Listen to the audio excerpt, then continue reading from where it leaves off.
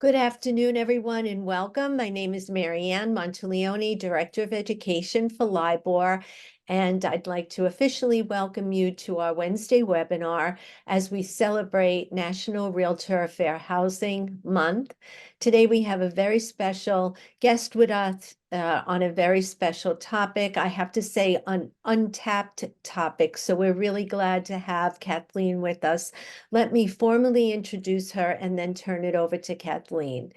Kathleen Ryan is a realtor licensed in Maryland, the District of Columbia, and Virginia, and is a top producing agent in the Metro Washington, D.C. area for the last 20 years. She recently presented on the important topic of DEI last year at NAR and at RRC CRS Celadon.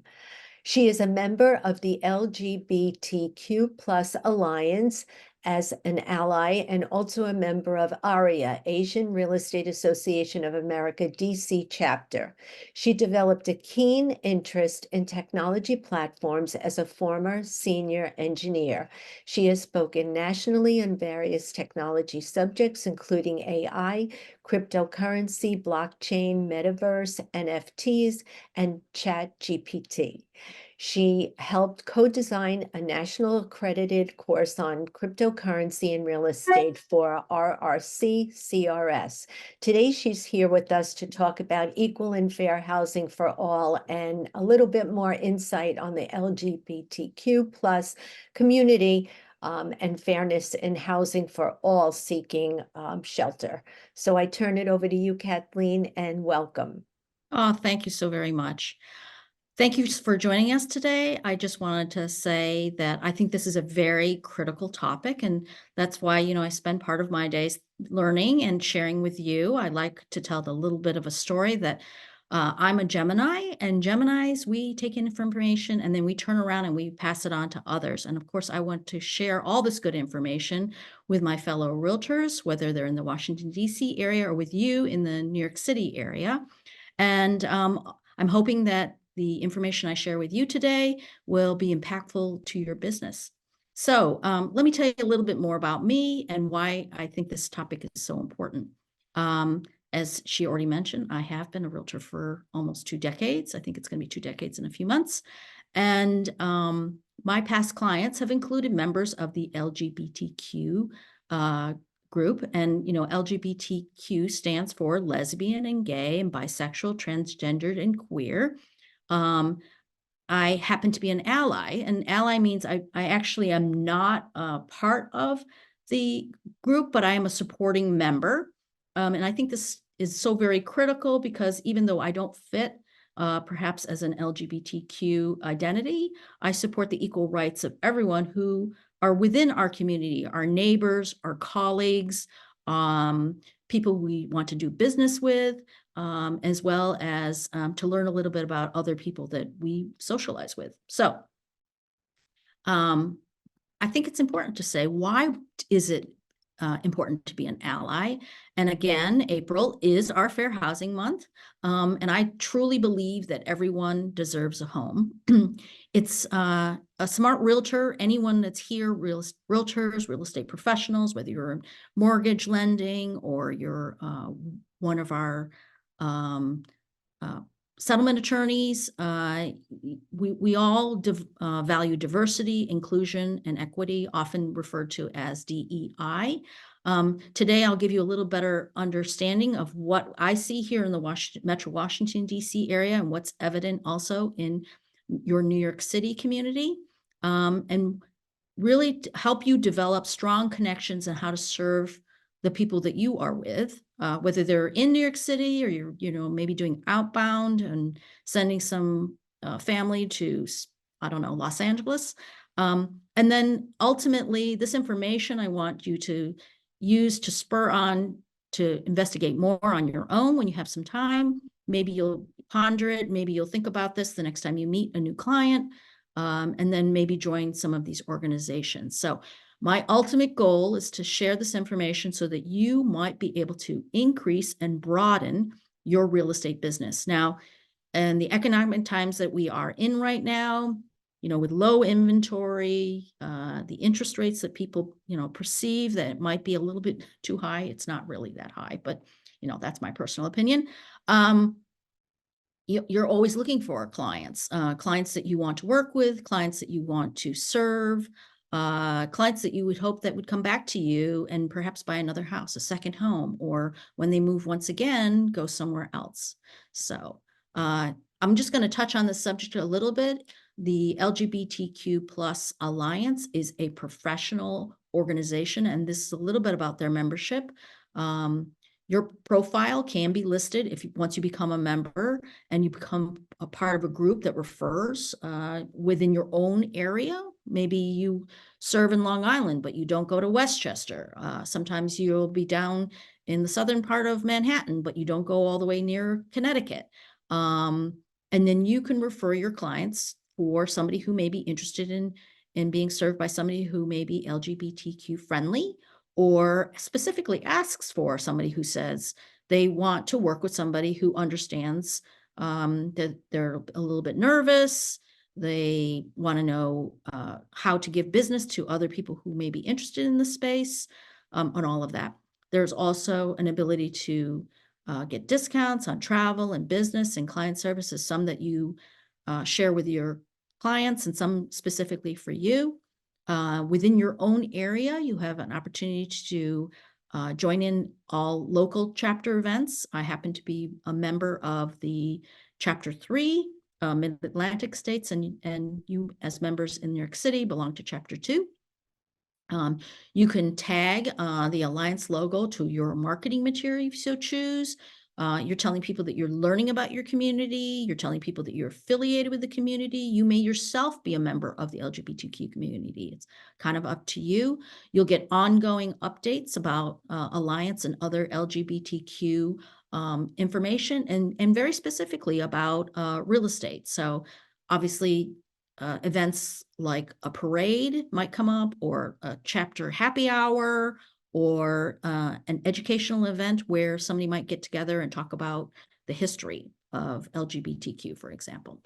I think this is kind of important. This is their mission statement. I know you can read along with me, but it's valuable, I think, to think about these things. So I'm going to cover this with you. Their vision is to create a world free of housing discrimination. Their mission statement is to be an advocate to elevate and celebrate. That is advocating for fair housing for everyone and all, and promoting LGBTQ plus ownership. Also, members who could or could not, who would or would not be rather, LGBTQ themselves, or like me, an ally. It's to elevate the professionalism in the industry through ongoing education and networking, and that we all celebrate diversity and inclusion and members and ally partners. And I'll just give you a quick example. I mean, my name is Kathleen Ryan. I have an Irish first name. I have an Irish last name. Obviously, my parents are Korean. I was born in the United States, but I want to be included in everything that I'm interested in.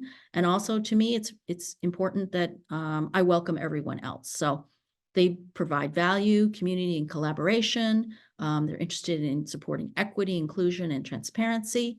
Their core beliefs are they believe, or I as a member too, believe in the accountable leadership to the members of the organization, as well as the practice of transparency from all members. That's membership because they are a member of the community, and myself, an ally, or you, who I hope would consider joining your local chapter in all things. They are an organization that hears every voice and will reflect the values and ethics of all of its members. So let's look at the numbers. The organization has been only around for a couple of years, but look, it's already got 4,000 members. They have 50 chapters, obviously, in every state, and already in 4 different countries. Well, this is why I've got a little bit interested. You know what? I'm going to backtrack for just one moment. I should tell you another reason why I kind of got involved. Just to tell you a little bit about my business, we're in Washington, D.C. It's a place where people come and go. We have obviously the government. We have a lot of organizations like associations. We have a lot of military people here. And people come because it's the capital of the United States. So we have a lot of people that come and go. And I think that's kind of the same thing in New York City. You know, I think of Washington, D.C. as a small New York City.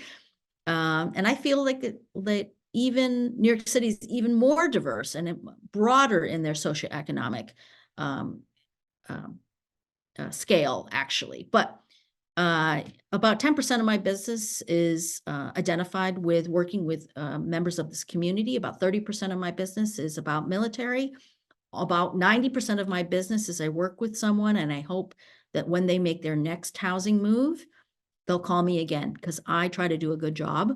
I've tried to bring knowledge, and that's why we're here today. This is kind of about learning a little bit more about this community. And then when you meet somebody who may or may not identify, you just never know who you're going to see. This again could be a colleague. This could be a member of the organization. It could be somebody who is not telling what their sexual orientation is, which I'm totally okay with, obviously. But it is a growing number of people who in our population in general, identify with. So in 2012, you can see on the left-hand side, about 4% of individuals said, hey, I'm a member of the LGBTQ community. And then as time marched on, it went up to 4.5. In 2021, 6.5. In 2022, 7.1. And then in 2023, it's obviously very, very high. It's already at 10. And truly, this number is really low because not everybody will tell their sexual orientation. I don't tell people that I'm heterosexual. I don't tell people what my orientation is, you know, and I don't expect everybody could, so, or would. So I believe the numbers are actually higher. The bottom line is that all of us are looking for business. Personally, I believe that anyone who's interested in having a home and has the financial wherewithal to purchase should be taken seriously. And then look at those numbers. They, as a group, they've aggregated and done some studies, have figured out that in terms of buying power, it's almost $1 trillion. And their impact to our economy, and I'm talking about domestic United States, is about 1.7 trillion, almost $2 trillion. I will tell you that anecdotally, many of these same-sex couples, as an example, they have 2 incomes, which is not very different than having a heterosexual couple that have 2 incomes. They may or may not have children. They may or may not have 2 cars. They may or may not have a job in Washington, D.C. or New York City. They will be seeking housing everywhere, whether they stay in Washington, D.C. for a few years and maybe move up to New York City, where they live in New York City and then return down to Florida or, you know, Colorado. It doesn't really matter. Their buying power is just as strong and maybe even as very significant, actually, to your constituency. So I think that's really important. Also, as we look forward into the future, our future buyers and sellers are actually changing a little bit. Right now, we are kind of helping 2 different kinds of groups. Those are the baby boomers, which I'm a member of. Yes. And then millennials and Gen Zs are buying right now. So as you can see, as we move in the timeline, there'll be less of us baby boomers and more Gen X, millennials, and Gen Z. So this is a larger group of people who are interested in purchasing or buying. 50% of my business is listings, and 50% of my business obviously is becoming a buyer's agents. So I try to help wherever I can. And obviously there's a whole great deal of business having to do with people who rent as well, who then later become your first-time home buyers, I believe. So I think this is a kind of an important slide, and people would like to know a little bit more about what's going on. A presentation was done by Jack Gesselking from Washington, D.C. He said neighborhoods are where the LGBTQ neighborhoods were bounded in areas that were previously understood to be neighborhoods where LGBTQ people lived, worked, and socialized. And so just to give you an example, in DC, it would have been around DuPont Circle, which is kind of the center of Washington, DC. Capitol Hill, obviously that refers to where the Capitol is, and Penn Quarter. In New York City, this is the area that was traditionally identified as being in Greenwich Village, parts of Manhattan, Bed-Stuy, Crown Heights, and Park Slope, which is in Brooklyn.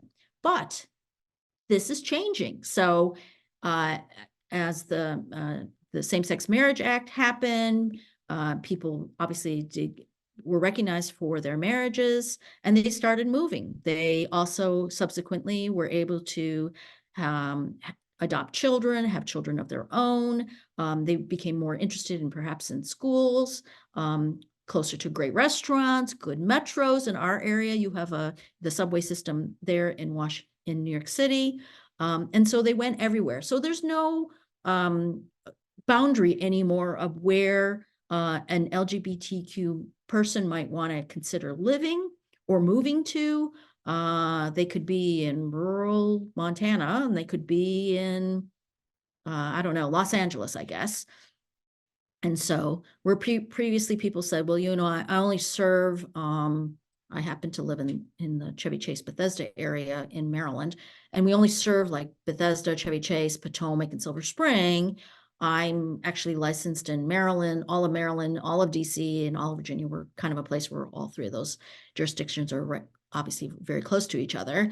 And so somebody might have said, well, I have a larger clientele and I really work a big business in DuPont Circle. Because now members of this organization live everywhere, you're going to have clients that identify. And I think it's really, really important to point out that, again, these are members of our community. They are members of our brokerages. They're our friends. We're related to them. We might know somebody who's in a leadership group, whether it's in real estate or some other organization or at work. It's really important to be able to say that we welcome everyone in our community, and I'm here, and you should too consider helping everyone. So I think that's really important. That's why I kind of bring up what Jack used to say about a gay neighborhood, but it's really gone everywhere. And Jack is a great resource. Also, it's kind of important to know that it's a difficult time for all of us, between the economy, between the political wrangling that's going on. Obviously, we have an upcoming election. Of course, for us, your national politics is our local politics. And obviously, there's going to be a fall election this year. It's important to note that in this particular community already, there are 30 states. These are states with no LGBTQ housing protection whatsoever. Unfortunately, you can discriminate, and little recourse might really happen. There are laws in the other remaining states. And then there's some kind of rollback. There are some rollbacks right now with laws that are trying to be passed by the Congress people, by state senators, again, it happens locally for us and nationally for everyone, that these 27 states already have laws that allow this discrimination to happen against LGBTQ individuals. So I would just put it on your radar. That's important for you to kind of know that this is happening. Sometimes you see it in the news, but it's also affecting people who are considering real estate. Once again, buying, selling, renting, it happens. My little story is, at one point, I was writing an offer for my clients, and my clients' names happened to be Chris and Chris, just because Chris could have been a Christine or a Christopher or a Christina, but they just like to be called Chris and Chris.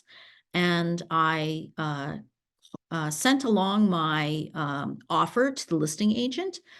And it was so very interesting because, I often follow up and call the agent to confirm that they've received the offer. And I said, I'm just really proud to be bringing you a great offer for, 123 Anywhere Street. And the listing agent started going on about, well, who's Chris and Chris? And I could tell they were a little uncomfortable. And, are Chris two guys, two girls? I think was trying to figure out if they were married or what was, are they cohabitating? And I really didn't think it was very important. And I was a little taken aback by the whole thing. And thank God I had my wits about me. And I said, they are pre-qualified. This is a great offer. Please, and I expect you to actually make an offer on behalf of my clients. And so she kind of stopped asking a whole bunch of questions. I think she even crossed the line a little bit. And so it's really important for all of us to consider, what might happen when you might be making an offer or receive an offer. So good things to know. It's been in the news, obviously, and here's an example. Dwayne Wade, he talked about moving his family out of Florida. I'm not exactly sure where in Florida, because he and his family felt there were some anti-LGBTQ legislation, as I've previously mentioned to you already, and they just moved elsewhere because their daughter came out as transgendered, and this happened in 2020, the year 2020.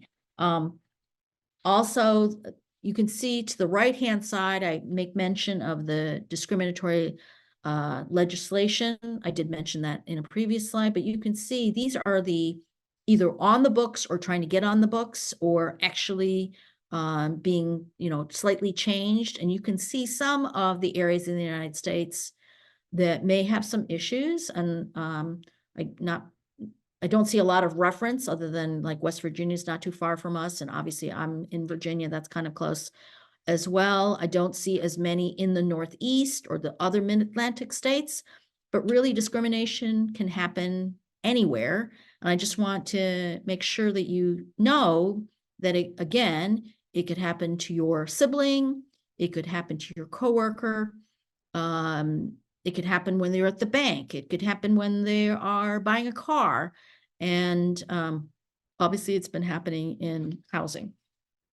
So why is it also important? Well, the LGBTQ group itself has said that if you look on the left-hand side, same-sex couples, there are many different kinds of people, the way they identify, but this happens to be two males in this particular slide or two females. And their home ownership level is about 49%. Those who want to buy or have purchased or consider purchasing, their number is under 50%. If you happen to look on the right-hand side, you'll see that happens to be a heteronormative couple, a female and a male, or she, her, and him, he. And their ownership is over 65. I think it's 66% there. And so we're trying to help people who are interested in buying, people who are interested in selling, people who are interested in renting, and close that gap. So that gap is pretty large, between 65% and 49%. I think that's significant. And if you consider that these are members, again, of your community and people that you might want to serve, I wish you would, then you might help them close the gap over the years.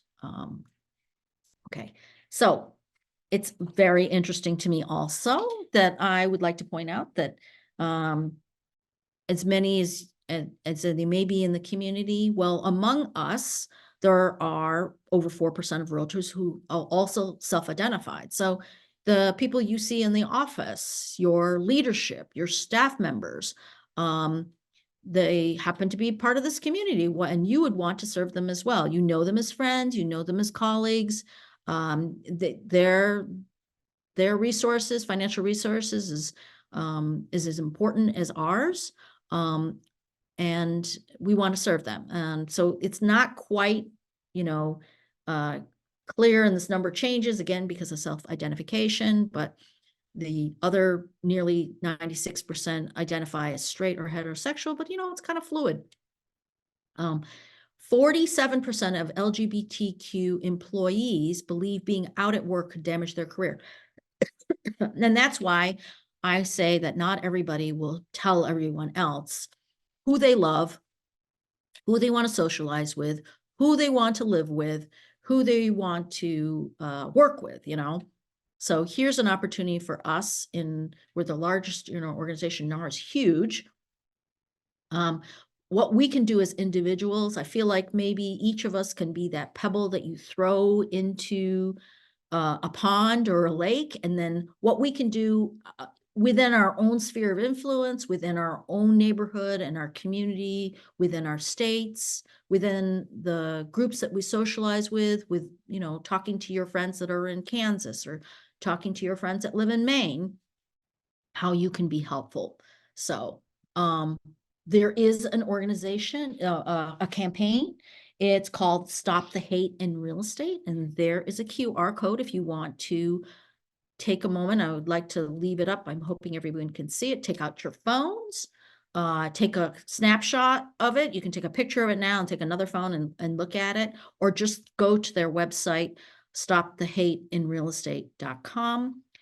Essentially, what they want to do is recognize that this does happen in 2024. And you can take the pledge. I've taken the pledge, as many other people have, and say they believe they have the power to change the trajectory of our nation so that we don't have to get up each morning to see the headlines of discrimination and hate.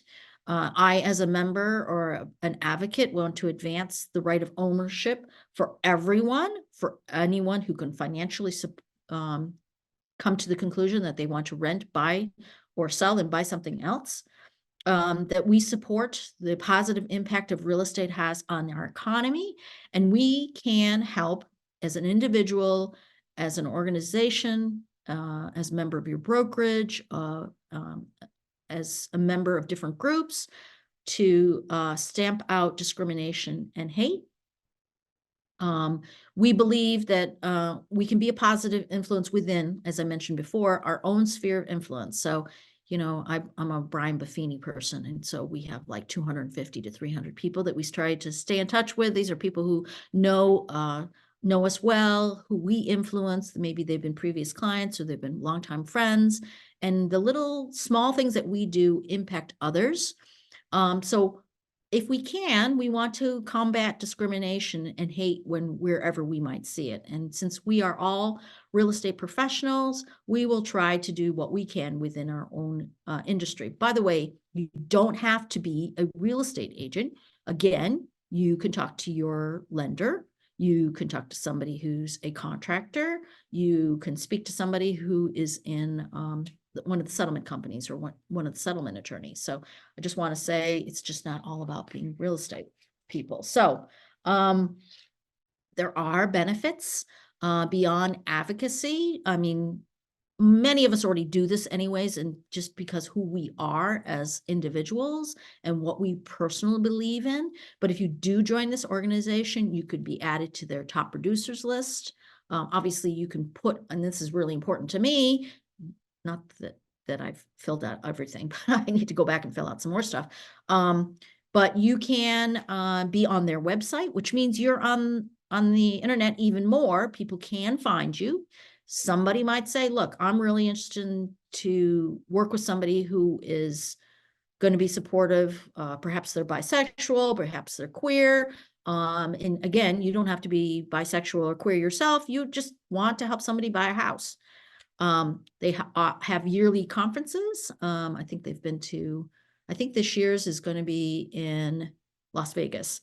And they have conferences all over the country. They're growing in a global way now as well. They issue a LGBTQ home ownership report. They have something that's consumer facing, so you can share that with your client.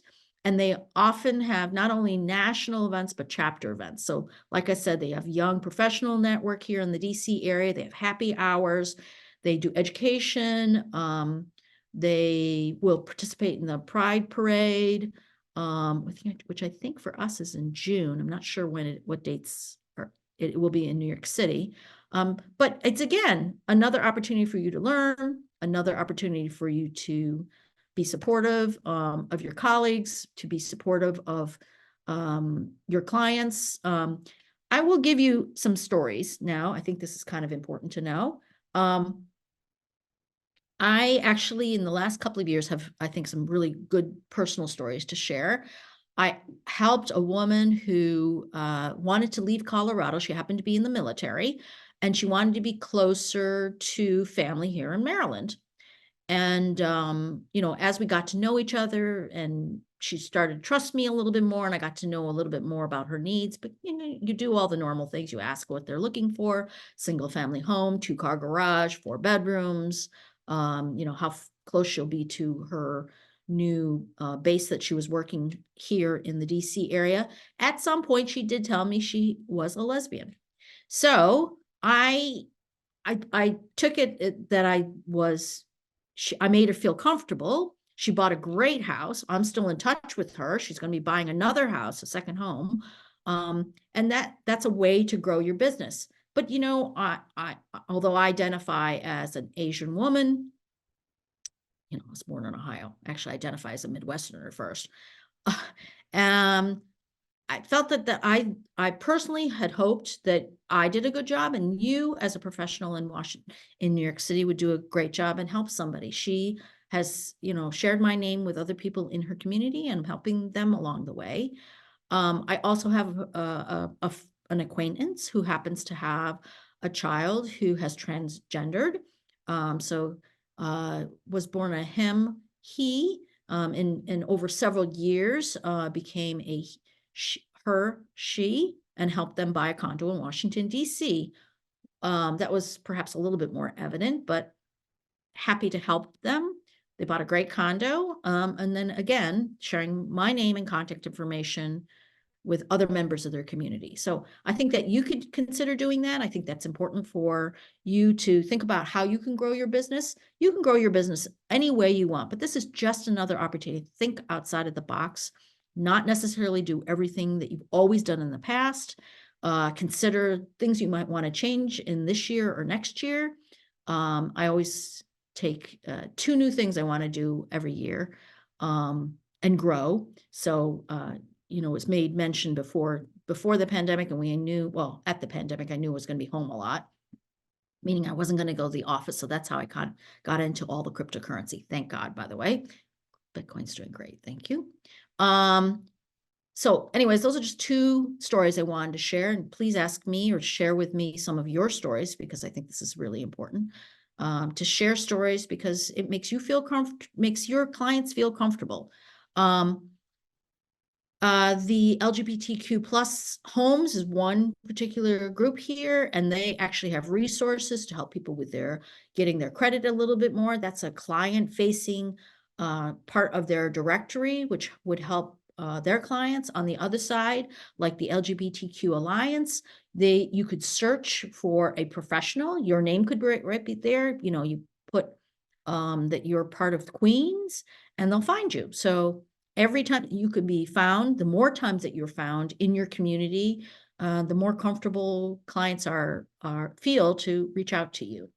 Upcoming is some events. And so the LGBTQ Real Estate Alliance, our chapters in DC, is going to be having a housing policy forum.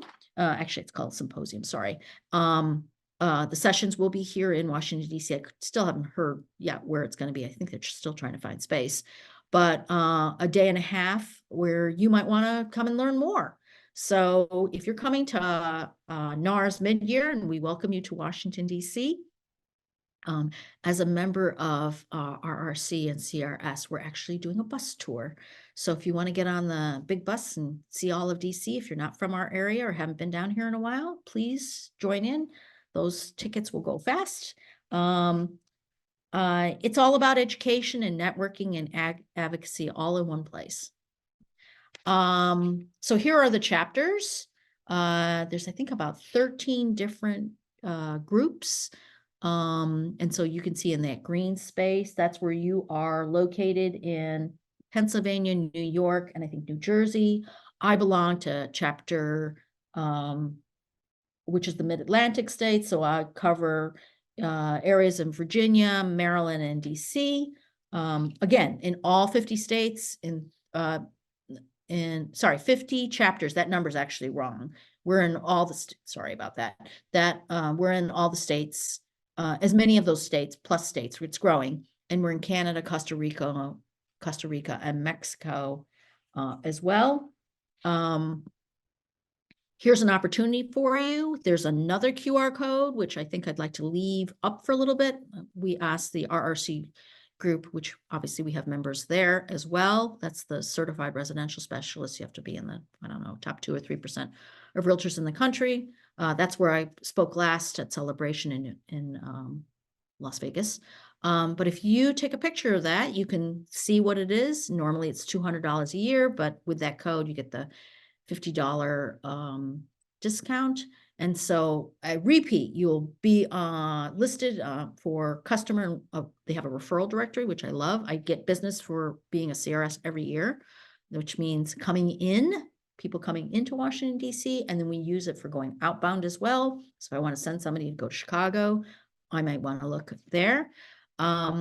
You're invited to all your local chapter events. You don't have to just join your chapter. You can, if you do business in one of the groups, but also another, you can join both chapters. Your ability to add the Alliance logo on any of your own marketing material. You'll get information on a regular basis. And access for member-only chats and forums, Facebook, Instagram, all that other stuff. And it's, I think, only $25 more if you join another group organization. So I don't want to leave you without telling you that there are other organizations that are huge that I happen to have overlapping circle. I am a member of ARIA, which stands for Asian Real Estate Association of America. And the reason I thought this was important is that I know there's a large group of Asians in New York City. Their goal is to improve the lives of all Asian Americans and Pacific Islanders through home ownership. Some of the things that they've had to be concerned with is, for example, there are on the books and trying to get on the books recent legislative proposals in states such as Texas and Florida, which threaten the rights for foreign nationals. They're having, for instance, if you happen to be Chinese, I'm not Chinese, I happen to be Korean, but I do feel that this is discriminatory. They're having a hard time quantifying, and being able to purchase homes, or some discrimination because sometimes their business is done in cash. And yet they can, even though they can demonstrate it all, there are people who will choose not to pick an equally bona fide offer from somebody who happens to be Chinese in some of these areas in some of these states. So they're trying to build on positive advocacy, especially it's being done by the Houston chapter right now. And then there's financial solutions. So for the mid-income ownership and affordability, ARIA is trying to push additional legislation in Washington, D.C. to broaden the ability for essential renovations, alternative housing for low and mid-income AAPI borrowers. And then there's kind of an equity issue for appraisals. So for instance, if you have, you've heard about this in the news, if you have an African-American family and then you have a Caucasian family, and you, by just putting pictures up on the wall in a home, if you have pictures that are for African-American families, somehow the appraisal is a little bit lower than if you had pictures of exact same house. They just took down the pictures, they put new pictures up, and then the value for those homes are slightly higher, or were higher actually. So they're trying to urge Congress to consider some legislation promoting somebody to look into that a little bit more and support diversity within our real estate industry, as well as for individuals. They have an annual membership. If you join actually with an auto renewal, then the membership is $99. I happened to go to the gala earlier this month. It was a lot of fun. and got to meet some people who are making inroads in that particular area. I absolutely helped clients who happen to be Asian. We did some successful transactions together. They've turned out to be some great friends along the way. They've been around for about 20 years. You can see in this particular case, there are 45 chapters, and their group is much larger, about 19,000 members. Right now, their PI initiatives support the fires that happened in Hawaii, and there was a Japanese tsunami that happened a few years ago, and they're trying to support family members and people who live in Japan. The constituencies, even though are evident, you might say that they are the membership includes people like loan offers and financial advisors and restaurants and major banks. That's, everything from a stated Chinatown, which we have one in DC. Obviously, you have one in New York City. You have, Japantown, you have Koreatown, they have them in LA, San Francisco, many different larger communities in the United States. Locally, our particular group is about 200 people. And, I do know your Long Island membership is huge. You can reach out to them and learn more about who they are through their social media. You can tag them, they can tag you. By going to some social networking events, you'll get to know a little bit about what they do and their impact. And as I mentioned already, on the right-hand corner on the bottom, some Chinese people who are of that descent or affiliation or have not been able to buy because of lack of credit history, again, like cash. And then I've already mentioned about the lower appraisals, unfortunately. Another large group, which is evident in your area as well as in Washington, D.C., is NAHREP. NAHREP stands for National Association of Hispanic Real Estate Professionals, and this includes Latinos as well. In the particular DC chapter, we've actually had a president of NAHREP come from, I think, down the hallway. Is one of our settlement attorneys was president at one time as well. And we want to thank them for all the support they've given to their community, and we can support them too. I don't have to be Hispanic. I don't have to be Latino to join this organization. And so I just want you to be aware that you may be a German who wants to support a Latina. You may be an African-American who wants to support a Taiwanese family.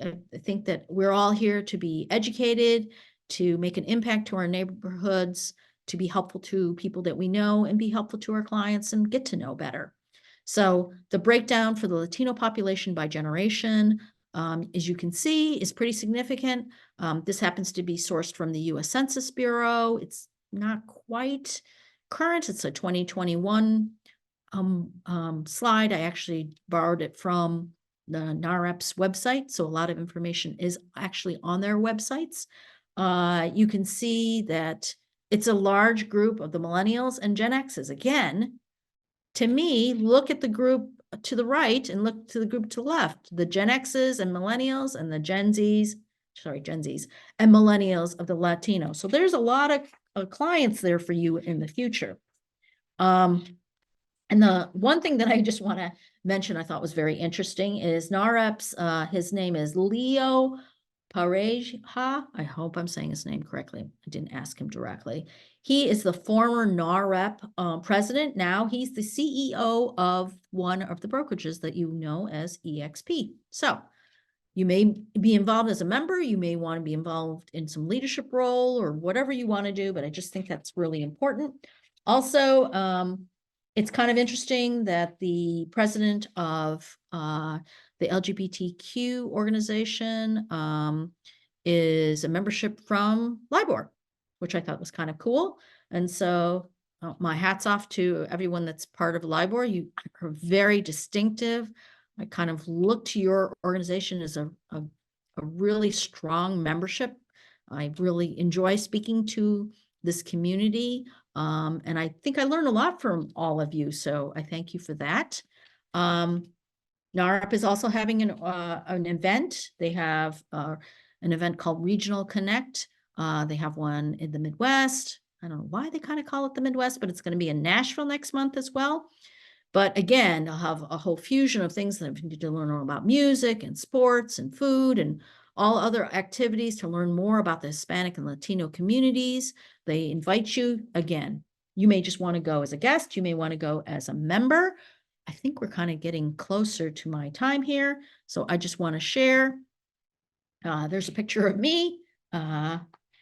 And, I'm welcome you. If you want to have any questions, you can always reach out to me directly. You can take my telephone number and put it in your phone, your iPhone or your Android. And my number is 240-418-3127. You can reach out to me by my email. That's Kathleen.Ryan@Arla. That stands for Reliving at Home Real Estate, RLAHRE.com. You can find me on Instagram. That's where you'll see a lot of my posts. And that's Kathleen Ryan Homes. And that's my website as well. You can find me on Facebook. I definitely post things. People do comment. I get business from Facebook. I definitely get business from Instagram. And I think that's pretty much it for now. I'm welcome any questions you might have.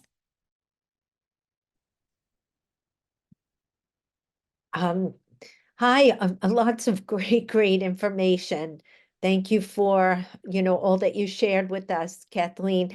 We do have a couple of comments in the chat and a couple of questions. Okay. Let's see, Michelle is saying that Jackson Heights, Queens has the largest gay population next to West Village. Interesting, right? In the community that LIBOR, our jurisdiction is Queens, Nassau, and Suffolk. So that's so very interesting. Jazri, hope I'm saying that right, would like to know the Allies certification program. Where can I sign up and how much does it cost? Would you know? So you can go to their website. You can just Google LGBTQ plus Alliance, and you can see their national website. You can drill down and almost all the chapters, I think now, have their own local chapter website. And then you can, my suggestion is you might go to a meeting, you might talk to other members in your office that whom they might have said, hey, I've been going to the meetings, and you might ask them, well, how are the meetings? What do you learn? That kind of thing. The first thing that you might do is ask questions. And there might be somebody, even in your own brokerage, who's already a very strong member who organizes events or attends regular events and stuff like that. So. Great. Kevin, who's with us, he's a staff member at LIBOR. I think he made the introduction for us. He put in the chat that June 2nd is Pride Parade in Jackson Heights. And for the first time, LIBOR will organize a group and will be part of that parade. So anyone interested can look for that, but we'll be promoting it. And we were also, LIBOR was part of a first Lunar New Year celebration as part of our DEI, Good for Business efforts. And that was hugely successful in Queens.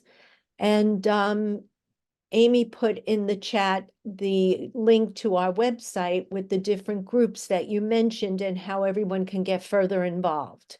So that's at LIBOR, on LIBOR's website, and we encourage everyone to get involved in these different organizations. This was so informational and so helpful to everyone who was part of it. And I'm glad that our paths have crossed, and I'll look to work with you in the future. Well, thank you so very much. I will want to share with you that I really do think that if you have the open-mindedness, if you want to support your colleagues and talk to different people, I try to go to as many events as I can just because I'm a kind of a social bug. I mean, most of us are in this business because we're more extroverted than introverted. I'm actually a bookworm, but I've learned to become more extroverted. That it makes a huge difference to your business. I probably had the best year last year and the year before one, during the pandemic, and two, it's amazing when you can open your eyes and open your heart to helping everyone the best that you can and the best to your ability. I know everybody's quite busy, so I just leave you with that to please investigate these organizations a little bit more. Reach out to me, talk to other people in LIBOR. Happy to help in whatever way I can. That's great. Thank you so very much. I look forward to connecting with you again, and anyone interested in being part of June 2nd can email Kevin Brady. He put his email in the chat, kbrady@lirealtor.com. And once again, thank you, and we look forward to connecting again. Thank you so very much. I really appreciated the opportunity to speak to everyone here that joined us. Thank Yes, you again for taking some part of your valuable time out of your day to join me. thank you. Have a good day, everyone.